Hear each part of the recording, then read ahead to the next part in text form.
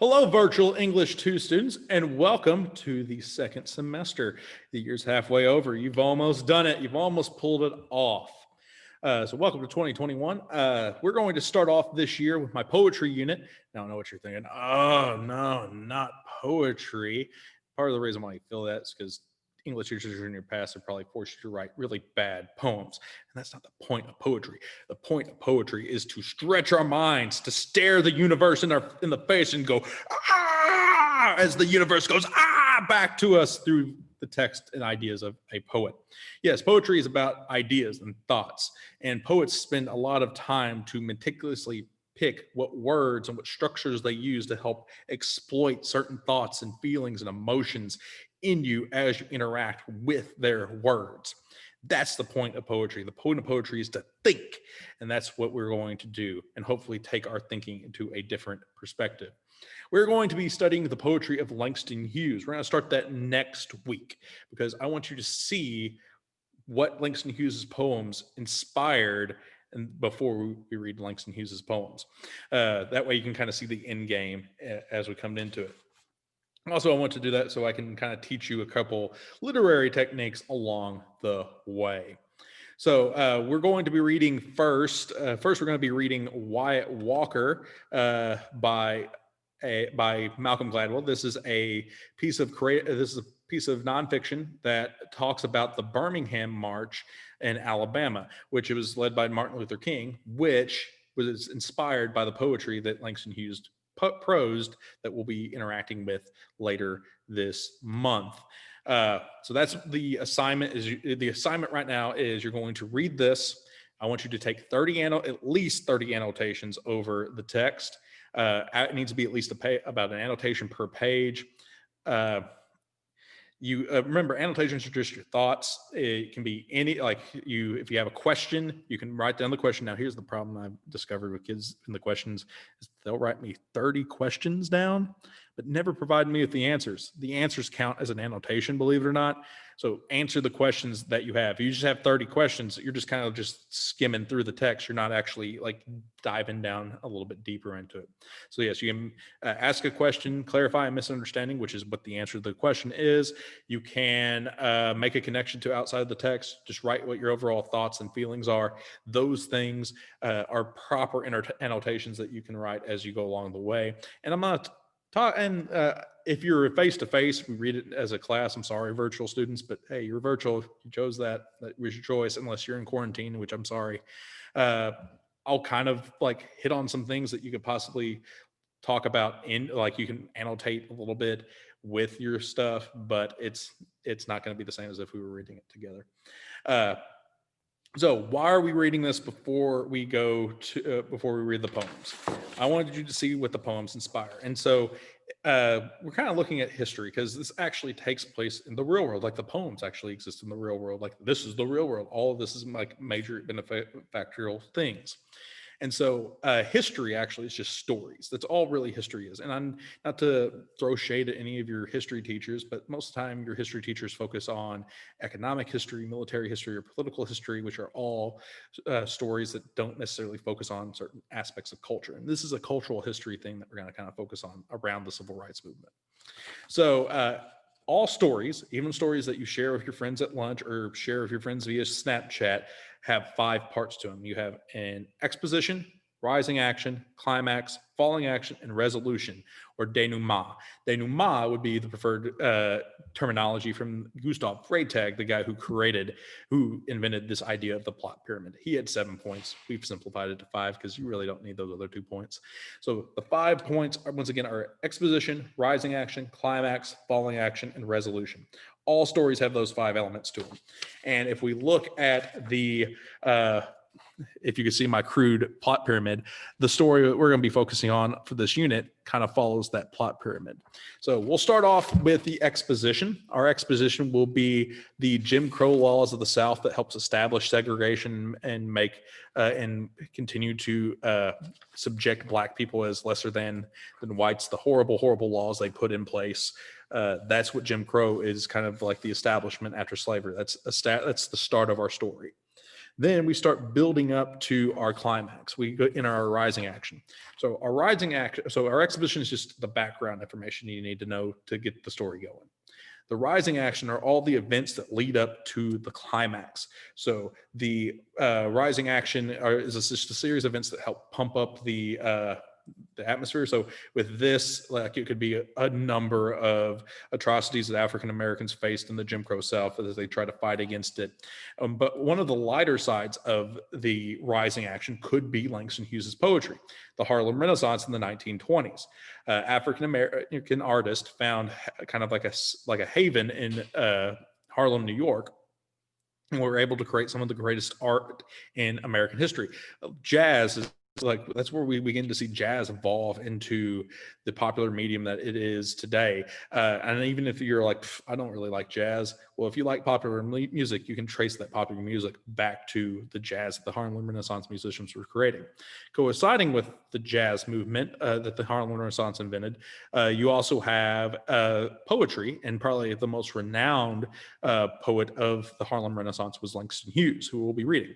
And he wrote a variety of poems about being black, about trying to rise up, and then just day-to-day life. Like, he wrote a poem about like being in love with this girl, and she instead is in love with this guy that works as a fish market.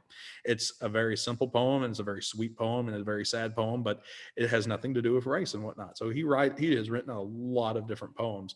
Actually, probably his most famous poem is "A Dream Deferred," which I guess you could feed into this, but it goes, "What happened to a dream deferred? What happens to?" No, it's not "Dream Deferred." "Dream Deferred" is also a good poem. I'm thinking of "Dreams." "Dreams" by Langston Hughes. Don't hold fast your dreams, for when dreams die, life is a broken being bird that cannot fly.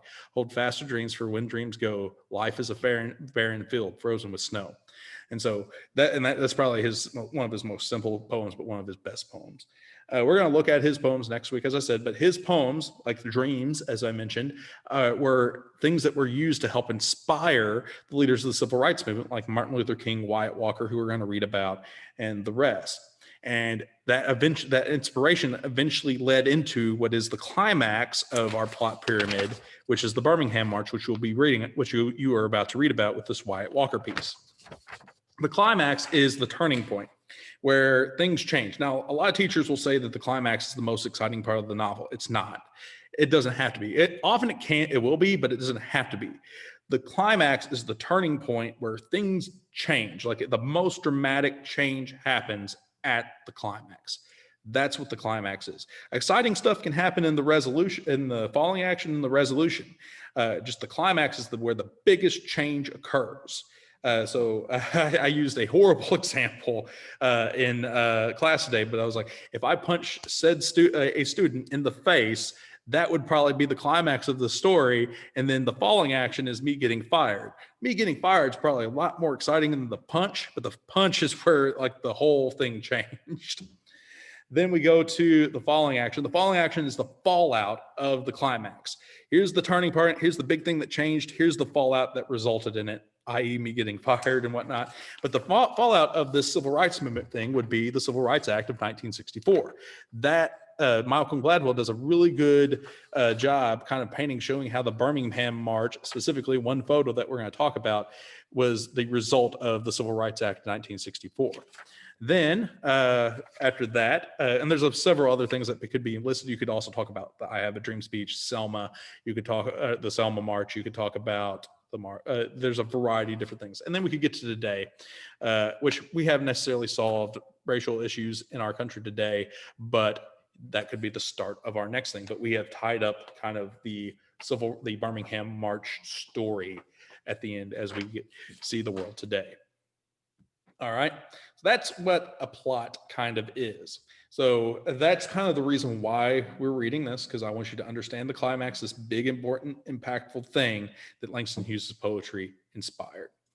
So there are 2 assignments that are associated with this. I'll talk about the other assignment tomorrow, but I already talked about the annotations. You need to do 30 annotations. All because you hit 30 annotations doesn't mean you need to stop. By no means. No. You need to keep going. The more annotations you have, the better, because you need to build as much meaning as you possibly can to help you understand what's going on.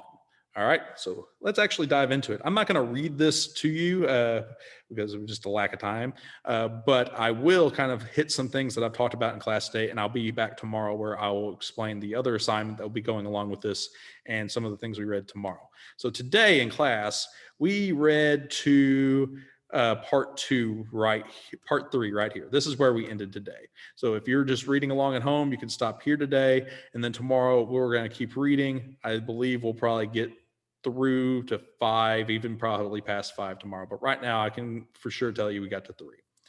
So the first thing I need to kind of talk to you about is I got to teach you to use all the parts of the buffalo. So whenever you read, you need to use as much you have around you as possible to help build meaning. This is an excerpt. This is a chapter from a book by Malcolm Gladwell called David and Goliath. And if you think about David and Goliath, the title some people that brings up the Bible story where little David takes down big Goliath. And that's what this entire collection of stories are examples of when the little guy comes out on top over the big guy. So Wyatt Walker is one of those stories. So we're going to see the little guy come out on top. We start right here with this part right here with the Wyatt Walker. This is an inscription right here. It uses a colloquialism where you try to embed somebody's dialect into the dialogue. So if we were to use standard English, this would be, "The rabbit is the slickest of all the animals the Lord ever made." But they're trying to give it kind of an AAVE, an African American vernacular English bent to it. So they colloquialize it to say, "The rabbit is the slickest of all the animals that the Lord ever made." So that is a colloquialism in there in that inscription. So the introduction, we start off our introduction. We have a hook that is a bold statement. The bold statement is the most famous photograph in the history of America. Civil rights movement was taken on May 3rd, 1963. So that is the bold statement trying to say, here's like the most important photo of the civil rights movement. That's a very bold statement, a claim to make. And then he goes on to kind of prove it throughout. We get to here real quick to tell you about to help build meaning, to help you like understand some stuff. A Pulitzer Prize is a journalism award for like the best in journalism within a year. And so like television journalism can win a Pulitzer Prize, print journalism, so writing, you can write a story and win a Pulitzer Prize, and also you can take a photograph and win a Pulitzer Prize. And so that's what he's talking about here. And basically this photo goes viral, and who it goes viral among is a very important thing to note. And essentially, Malcolm Gladwell was trying to say that this photo right here is responsible for the passing of the Civil Rights Act of 1964. And to bring it like home to you here in Portageville, if you walk our hallways, you can see our composite pictures. And the first year that you see African Americans, the first year that you see Black people in our composite pictures is in 1965, a year after the passing of the Civil Rights Act of 1964. And on top of that, it still isn't that great because all the Black people in the composite picture at the very, because, you know, racism still was around. It wasn't over. It still isn't over, but it is still being enforced that way. To add an extra layer to it for the impact of it, I'm going to turn my thing, and right back there, as you can see, is a brick wall. Because my classroom is added on I believe in the 70s. I'm not 100% sure though. But that wall was a part of the school that got built in the 1960s. The original high school here in Portageville burnt down. I don't know why. It just, I was always told it's burnt down. But they had to build a new one. And part of the stipulations on the building of that new high school, the building of that wall right there, was that the school had to desegregate. And so that's so you could even say that photo right there, you could say that this photo is responsible for that wall in a weird long situation. So that's some little like local history to help you like understand like the impact, the bigger impact that goes on here. note, the if you really want to know, the black school here in this part of Missouri, if you lived in Porterville and you're an African American, you would have to go to elementary down by Wardell. That was kind of where they sent African Americans to go to school. A lot of people think Howardville. Howardville was more of the central location for like Lilburn, Howardville, and of course New Madrid. All right, so then we move on and we introduce ourselves to these two concepts. So the two concepts that we're going to talk about real fast are protagonist and antagonist. They're characters. And here's another misconception I got to clear up for you from former English teachers that have taught you. I'm not trying to throw them under the bus. It's easier to kind of help them wrap their head around it. So a protagonist is the main character. Antagonist is the main character that is the character that's standing in the way of the main character. So a lot of people think protagonist good guy, antagonist bad guy, but that's not true. Let's say we're watching a Batman movie. Our protagonist would be Batman. Our antagonist would be the Joker standing in his way. But if we were to flip the script and watch a Joker movie, our protagonist is the Joker and our antagonist of all of a sudden is Batman. So it's not good versus evil type of thing. It's protagonist, main character, antagonist, character standing in its way. And so that's what we're talking about. We get introduced to our protagonist, who is Martin Luther King. We actually are approaching Martin Luther King, and he's failed, believe it or not. Most of the time, people whitewash Martin Luther King as a person that never had any setbacks. He starts off here, he failed. And because of his failure, he's having to go to the most racist city in America, Birmingham. You can read right here to see just how racist Birmingham was at the time. Then we're introduced to our antagonist, who is Eugene Bull Connor, and you can read right here, and you can really see why he is our antagonist in this story in history. All right, and that's kind of where we got to right there. We stopped at section 3 on page 170. I'll be back tomorrow to tell you what we kind of discussed then. So remember, 30 annotations over this. If you get to 30, don't stop. Keep going. Write as many annotations as you can.